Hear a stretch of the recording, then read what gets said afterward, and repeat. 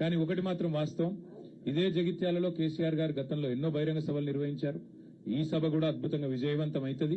ప్రభుత్వం ఎన్ని ప్రయత్నాలు చేసినా, ఎన్ని చిల్లర కుట్రలు చేసినా అన్నిటినీ కూడా అధిగమించడానికే మా పార్టీ నాయకత్వం ఆహరహం కూడా కష్టపడతా ఉన్నారు. మా సోదరులు పల్లా రాజేశ్వరరెడ్డి గారు ఇలా ప్రత్యేకంగా జనగామ శాసనసభ్యుడు ఇక్కడికి వచ్చి వారు జగిత్యాల కేంద్రంగా జగిత్యాల నియోజకవర్గ పరిధిలో వారు బాధ్యత తీసుకున్నారు. పర్యవేక్షణ, అందరినీ కూడా కోఆర్డినేషన్ బాధ్యత, సమన్వయం. అట్లాగే మా ధర్మపురి కాన్స్టిట్యున్సీకి రవీంద్రరావు ఎమ్మెల్సీ గారు, తక్కలపల్లి రవీంద్రరావు గారు, వరంగల్ వాసి, వారు కూడా ఇక్కడికి వచ్చి ధర్మపురిలో కొప్పుల ఈశ్వర్ గారితో కలిసి వారు కూడా సమన్వయం చేసుకుంటా ఉన్నారు. అట్లాగే మా చొప్పదండి నియోజకవర్గంలో మాజీ శాసనసభ్యులు పెద్ద సుదర్శన్ రెడ్డి గారు, వారు మా రవిశంకర్ గారితో సమన్వయం చేసుకుని అక్కడి నుంచి వారు జగిత్యాల జిల్లా పరిధిలో వారు ప్రయత్నం చేస్తా ఉన్నారు. కోరుట్లలో గౌరవనీయులు మాజీ మంత్రి మరి శ్రీ ప్రశాంత్ రెడ్డి గారు, అక్కడ ఎమ్మెల్యే సంజయ్ గారితో, అట్లాగే మా జిల్లా పార్టీ అధ్యక్షులు విద్యాసాగర్ రావు గారితో వారు సమన్వయం చేసుకుంటా ఉన్నారు. వేములవాడ అక్కడ మా పెద్దలు లక్ష్మీ నరసింహారావు గారితో మాజీ పార్లమెంట్ సభ్యులు తమ్ముడు బాల్కా సుమన్ గారు, వారు అక్కడ బాధ్యత తీసుకున్నారు. ఈ రకంగా పార్టీ నాయకత్వం మొత్తం కూడా సమిష్టిగా పనిచేస్తున్నది. ప్రాంగణంలో ఇక్కడ బాలమల్లు గారు, శ్రీనివాసరెడ్డి గారు ఉన్నారు.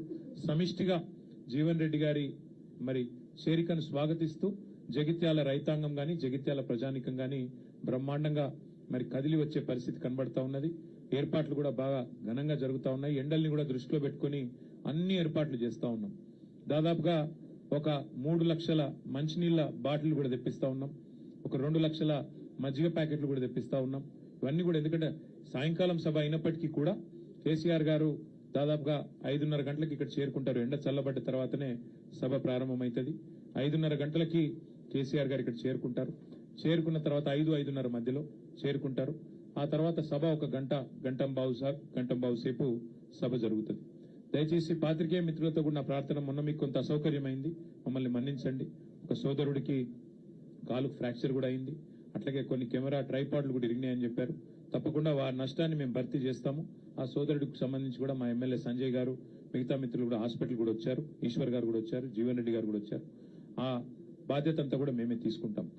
ఎల్లుండి దయచేసి ప్రభుత్వం ఎన్ని చిక్కులు చికాకులు పెట్టినా, ఎంత ఇరిటేట్ చేసే ప్రయత్నం చేసినా దయచేసి ప్రజలు కూడా, మా కార్యకర్తలు కూడా ఓపికగా దయచేసి సంయమనంతో, మన కార్యక్రమం కాబట్టి మనం మంచిగా విజయవంతం చేసుకుందాం. కేసీఆర్ గారు చాలా కాలం తర్వాత జగిత్యాల వేదిక నుండి తెలంగాణ ప్రజలను ఉద్దేశించి మాట్లాడబోతా ఉన్నారు. ఆయన ఏం మాట్లాడతారో వినాలని చెప్పి తెలంగాణ రైతులు, తెలంగాణ ఆడబిడ్డలు, తెలంగాణలోని మా విద్యార్థి తమ్ముళ్ళు, మా యువకులు, అట్లాగే పెద్ద మనుషులు అందరూ ఎదురు చూస్తా ఉన్నారు.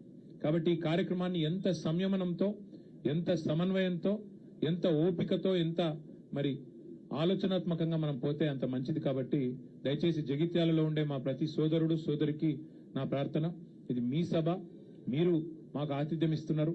కాబట్టి దయచేసి ఈ కార్యక్రమాన్ని విజయవంతం చేసే దిశగా అవసరమైతే జగిత్యాల కార్యకర్తలు ఒక మెట్టు దిగి చూస్తా ఉన్నా. నేను కూడా మొన్నటి నుంచి, మొదటిసారి మొన్న వచ్చినప్పుడు, ఇప్పుడు కూడా మా రమణన్న, మా వసంతమ్మ వాళ్ళు కూడా మరి జీవన్ రెడ్డి గారి చేరికను స్వాగతిస్తూ అవసరమైతే ఒక వరుస మేము వెనుకోండి, కొత్త వాళ్ళు వస్తున్నప్పుడు మేము ఆహ్వానించాలనే ఒక సంస్కారాన్ని, ఒక గౌరవాన్ని వారు ఇస్తున్నందుకు వారికి కూడా ప్రత్యేకంగా అభినందనలు తెలియజేస్తూ, మా పత్రికా మిత్రులు కూడా చాలా సహకరించారు. మొన్న జరిగిన ఇబ్బందిలో కూడా, ఇంత ఎండలో కూడా మీకు కూడా ప్రత్యేకంగా ధన్యవాదాలు.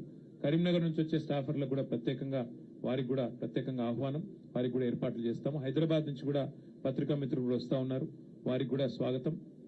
అట్లాగే కార్యక్రమం తప్పకుండా మంచి విజయం సాధించాలని ఆకాంక్షిస్తూ, జగిత్యాల నుంచే బీఆర్ఎస్ జైత్రయాత్ర ప్రారంభమైతుంది. తిరిగి జగిత్యాల నుంచే మళ్లీ పూర్వ వైభవం సాధించడానికి, కేసీఆర్ గారు ముఖ్యమంత్రి కావడానికి జగిత్యాల ప్రజల ఆశీర్వాదంతోనే కదం తొక్కుతామని చెప్పి మీ అందరికీ కూడా విజ్ఞప్తి చేస్తూ థ్యాంక్ యూ. సభలో పట్టనంత మంది వస్తారు, గ్రౌండ్ లో పట్టనంత మంది ఉంటారు, అయితే పక్క. ఇక మిగతా అన్ని విషయాలు హరీష్ రావు గారు చెప్పారు. కాబట్టి మళ్ళొకసారి మీ అందరికీ ప్రత్యేకంగా ధన్యవాదాలు, నమస్కారాలు. జై తెలంగాణ.